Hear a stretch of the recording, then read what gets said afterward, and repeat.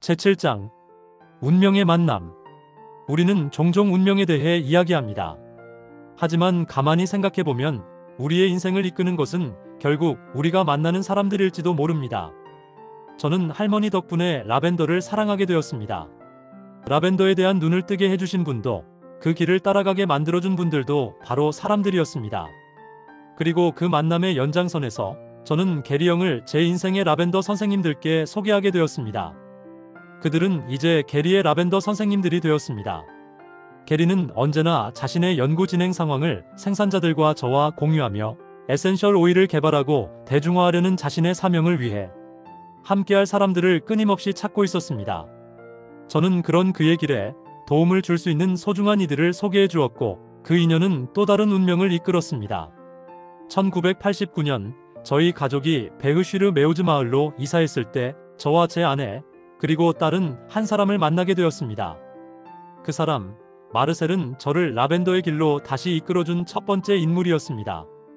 그와 그의 아내 마르테는 우리의 새로운 이웃이 되었고, 우리가 낯선 땅에 정착하는데 큰 도움을 주었습니다. 당시 마르셀은 50대 중반쯤 된 작고 건장한 체구에 약간은 무뚝뚝하고 예민한 사람이었지만, 세드홍에서 증류 제조 사업을 운영하고 있었고, 증류에 대해 실로 많은 것을 알고 있는 확실한 전문가였습니다. 그는 단순한 지식만 가진 사람이 아니었습니다. 마르셀의 아버지와 할아버지 또한 증류 제조인이었기에 그는 세대를 이어 전해 내려온 최고의 에센셜 오일을 추출하는 노하우와 비법을 지니고 있었습니다. 저는 그에게서 많은 것을 배웠고, 결국 그의 사업을 물려받기로 결심하게 되었습니다. 마르셀에게는 사업을 이어줄 만한 후계자가 없었습니다. 장애가 있는 아들은 사업을 물려받기를 원치 않았고, 딸은 타지에서 의사로 일하고 있었기 때문입니다. 당시 에센셜 오일은 주로 향수 산업에 사용되고 있었지만 1990년 우리는 치료용 오일, 특히 미국 시장과 아로마 테라피 분야를 발전시키고 수출용 에센셜 오일을 개발하겠다는 확고한 의지로 힘을 모았습니다. 그리고 마르셀을 통해 알게 된 앙리 비오도 그 여정에 함께하게 되었습니다. 앙리는 마르셀보다 약 20살 정도 연상으로 키가 크고 지적인 인상이 강한 사람이었습니다. 그는 세드홍 지역과 사랑에 빠져 제브론에 있는 루어 산의 한 구역을 구입한 대학 교수였습니다. 그곳은 이미 폐허가 된 작은 마을이었지만 마을 한가운데에는 버려진 증류소와 함께 야생 라벤더와 타임이 자라는 밭이 있었습니다. 앙리는 에센셜 오일에 대한 열정이 대단했습니다. 그는 버려진 증류소와 마을에 남아있던 몇 채의 건물을 개조해 야생식물의 증류를 시작했고, 특히 품질이 매우 뛰어나기로 유명한 라벤더 품종을 다루었습니다. 또한 그는 허브 증류수로도 알려진 플로럴 워터의 효능에 관심을 가진 초기 인물 중 한 명이었습니다. 한 약사와 협업하여 플로럴 워터의 치료적 효능을 연구했고, 이 주제로 소책자를 출간하기도 했습니다. 에센셜 오일, 허브 워터, 플로럴 워터, 증류, 품질, 순도 관리, 주요 효능. 마을의 농부들은 산에서 야생식물을 채취해 앙리에게 증류를 부탁했고, 그의 사업은 점점 번창하여 증가하는 수요를 감당하기 위해 다른 증류소를 찾아야 할 정도가 되었습니다. 앙리는 근처에서 품질 좋은 오일을 생산하던 마르셀에게 연락을 취했습니다. 앙리는 매우 흥미로운 방식으로 증류에 대한 다양한 실험을 진행했습니다. 예를 들어 그는 식용 버섯을 증류하는 실험도 시도했습니다. 도매 시장에서 상품으로 판매하기엔 부적합한 버섯을 대량으로 구입한 뒤 증류하여 버섯이 건강에 유익하다고 믿는 일본 고객들에게 판매했습니다. 앙리는 이 증류 사업으로 생계를 이어갔습니다. 특히 이국적인 오일을 고가에 판매했지만 소매와 우편 주문을 통해서만 거래했기 때문에 경제적으로 여유롭지는 않았습니다. 그는 증류 분야에서는 분명한 전문가였지만 사업 감각은 거의 없는 별난 사람이었습니다. 다행히 앙리는 가치 있는 그림들을 다수 소장하고 있었고, 자금이 부족할 때마다 그 그림들을 팔아 활동을 이어갈 수 있었습니다. 앙리는 인상적인 에센셜 오일 컬렉션을 보유하고 있었으며 화학적 특성이나 기원 등에 대해 깊이 있는 지식을 갖추고 있었습니다. 그는 대량 판매에 있어서 높은 수익률을 자랑했지만 당시 시장이 매우 제한적이었기 때문에 생존을 위해서는 큰 마진이 필요했습니다. 그리하여 저는 새로운 공급자를 찾기 시작했습니다.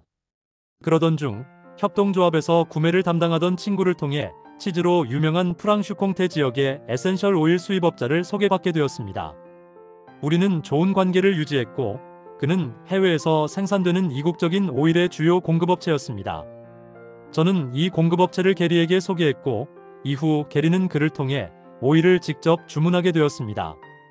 영리빙 역시 이 공급업체의 주요 고객 중 하나가 되었고 그 덕분에 상인들은 분석 실험실에 대한 투자를 아끼지 않게 되었습니다.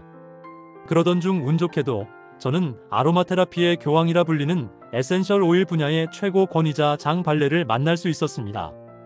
1990년 저는 세드롱에서 현지 유기농 제품을 판매하는 작은 상점을 운영하고 있었습니다. 그곳에서는 마르셀의 에센셜 오일도 함께 판매했지요. 비록 소량이긴 했지만 라벤더, 클라리세이지, 사이프러스, 타임, 오레가노 등 프로방스에서 생산되는 다양한 제품들을 충분히 갖추어 판매했고 장 발레에 져서 아로마 테라피도 함께 취급했습니다. 어느 날 지역 소형 신문에서 아로마 테라피에 관한 컨퍼런스 광고를 보게 되었는데 그 컨퍼런스의 명예회장이 바로 장 발레였습니다. 장소는 리옹 남쪽 저희 집에서도 가까운 곳이어서 참석하기로 결심했고 장 발레에게 선물할 라벤더 에센셜 오일 한 병을 준비해 갔습니다. 당시 병 라벨에는 프랑스어로 장 노엘 랑텔 라벤더 에센셜 오일이라고 적혀 있었죠. 의사와 자연요법사를 포함해 많은 사람들이 그 컨퍼런스에 참석했습니다. 장 발레 박사는 피곤해 보였고 걷는 것도 조금 불편해 보였지만 사람들의 모든 질문에 정성껏 응답했습니다. 점심시간 이후 휴식 시간에는 그와 대화하려는 사람들로 줄이 길게 늘어섰고 저도 그 줄에 섰습니다. 30분쯤 지나 드디어 그 앞에 설 수 있었습니다. 안녕하세요, 박사님. 제가 말했습니다. 만나 뵙게 되어 정말 영광입니다. 저는 증류사입니다. 제가 사는 곳에서 직접 증류한 이 라벤더 오일을 드리고 싶습니다.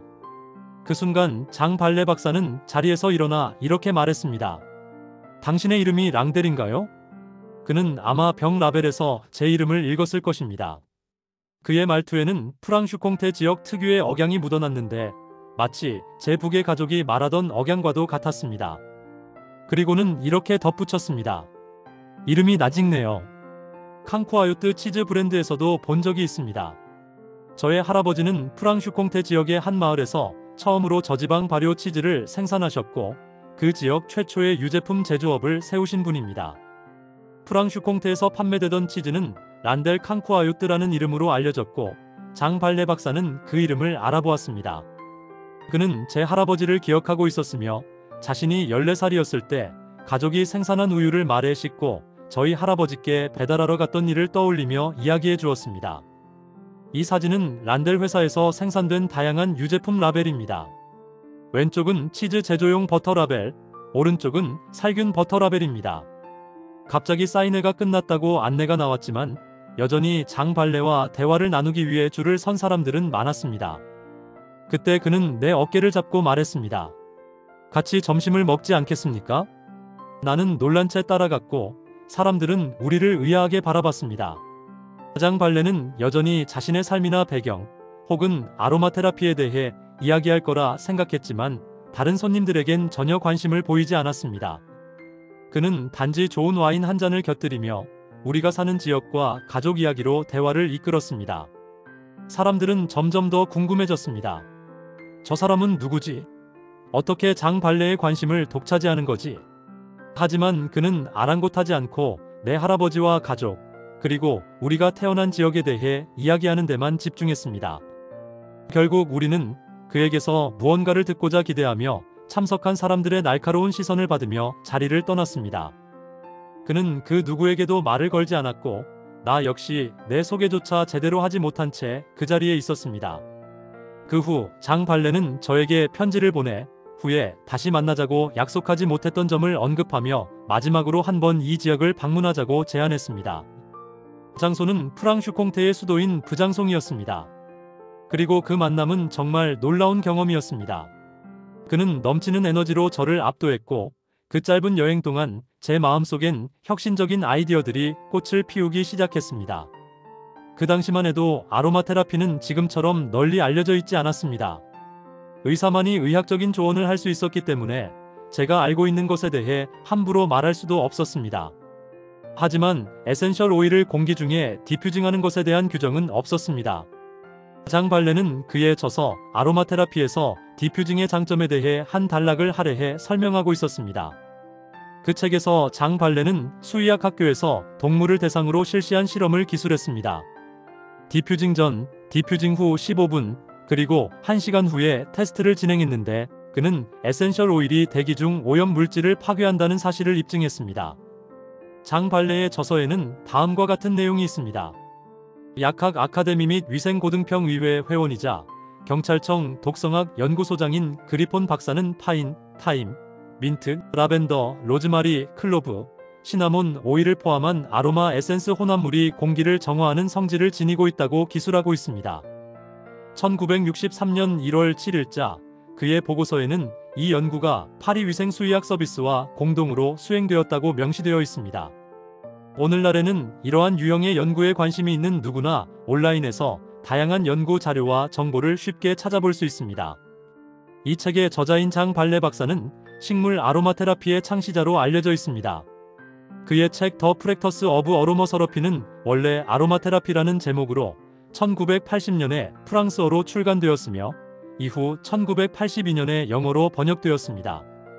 장발레는 자연치유 분야에 끼친 공헌으로 잘 알려져 있으며 그의 많은 저서가 여러 언어로 번역되어 전 세계적으로 널리 읽히고 있습니다.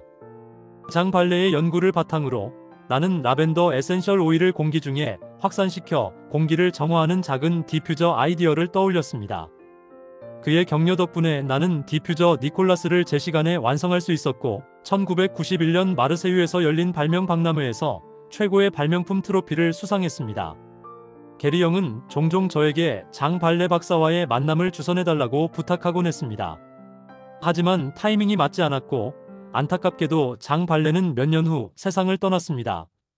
다행히도 발레 박사는 생전에 에센셜 오일에 대해 알려진 거의 모든 지식을 담은 책들을 여러 권 집필했습니다. 그의 발견과 연구가 고스란히 담겨 있어 에센셜 오일의 역사에 관심이 있는 사람이라면 반드시 읽어볼 만한 귀중한 자료입니다. 특히 장발레는 라벤더의 이점에 대해 최초로 깊이 있는 글을 쓴 인물입니다. 그의 대표작 아로마 테라피에는 라벤더 오일의 다양한 효능이 상세히 소개되어 있습니다. 마로인 출판사에서 발행한 제열판은 실용적인 페이퍼백 형식으로 라벤더의 재배와 증류 방법부터 그 유익한 성분들과 효과까지 폭넓게 다루고 있습니다. 다음은 여러분의 호기심을 자극할 만한 그 책의 몇 가지 단락입니다. 꿀풀과에 속하는 라벤더의 학명인 라반둘라 오피시날리스는 프랑스 남부, 이탈리아, 달마티아 지역에 널리 자생하는 매우 귀한 식물입니다.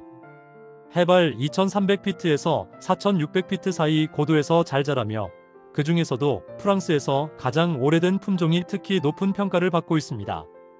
라벤더는 여러 뛰어난 효능을 지닌 식물입니다.